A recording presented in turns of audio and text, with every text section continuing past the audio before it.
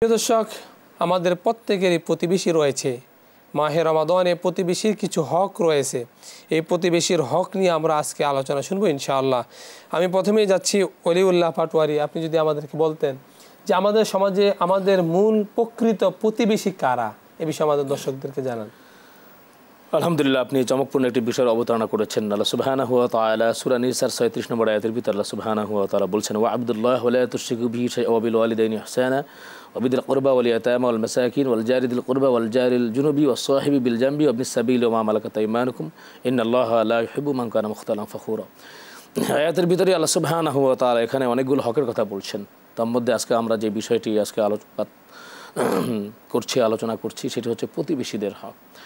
প্রতিবেশী মূলত আমি যেখানে আছি সেখানে আপনার আমার নেইবার যারা আছে, বিশেষ করে হিন্দু হতে পারে, মুসলিম হতে পারে, এরপর আপনার বৌদ্ধ হতে পারে বা অন্য অন্য জাতি, জাতি বর্ণ নির্বিশেষে আসলে এই জাতি বর্ণ যা কিছু আছে এগুলো তো ভাষা বলেন, আপনি কম বলেন, জাতি বলেন, এগুলো তো আল্লাহ সুবহানাহু ওয়া তাআলা বানিয়েছেন।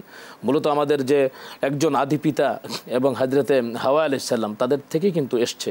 আল্লাহ সুবহানাহু ওয়া তাআলা কালামে মাজিদে বলছেন, আপনি জানেন যে সূরা হুজরাতে, ইয়া আইয়ুহান নাস ইন্না খলাকনাকুম মিন যাকারি ওয়া উনসা ওয়া জাআলনাকুম শুআবাও ওয়া ক্বাবাইলা লিতাআরাফু ইন্না আকরামাকুম ইনদাল্লাহি আতকাকুম ইন্নাল্লাহা আলিমুন খবীর, যে তোমরা মানবেরা সৃষ্টি এমন এক পুরুষ আর এক নারী হতে তোমাদেরকে আমি সৃষ্টি করেছি। তো তোমাদের যে বিষয়গুলি হচ্ছে যে তোমাদের মধ্যে যে বিভিন্ন জাতিতে আমি রাখি তোমাদেরকে রূপান্তরিত করে, এবং আল্লাহ সুবহানাহু ওয়া তাআলার কাছে সবথেকে মর্যাদা বেশি তার, তোমাদের কাছে যে অধিক ফরজগার।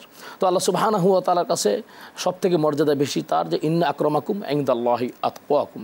তো যে কথাটি বলছিলাম যে আসলে প্রতিবেশী আমাদের বিশেষ করে ঘরের আশেপাশে, ডান পাশে ধরেন, উত্তর পাশে ধরেন, একবারে আমাদের সামনে নেইবার এবং পিছনে যেগুলো আছে, মোটামুটি আশেপাশে বিশেষ করে 40টা ঘরকে আমরা মোটামুটি নিকটতম প্রতিবেশী যেটি আমরা মনে করি আর কি। দূরবর্তী প্রতিবেশীও কিন্তু আছে, তারাও কিন্তু প্রতিবেশী। বিপদ আপদ বালা মুসিবতে কিন্তু তারা সর্বপ্রথম এগিয়ে আসে। প্রতিবেশীদের হক সম্পর্কে আল্লাহ সুবহানাহু ওয়া তাআলা কালামে মাজিদে যে বিষয়টি বলেছেন আপনি শুনছেন, যে প্রতিবেশীদের হক আদায় করা একান্ত অপরিহার্য।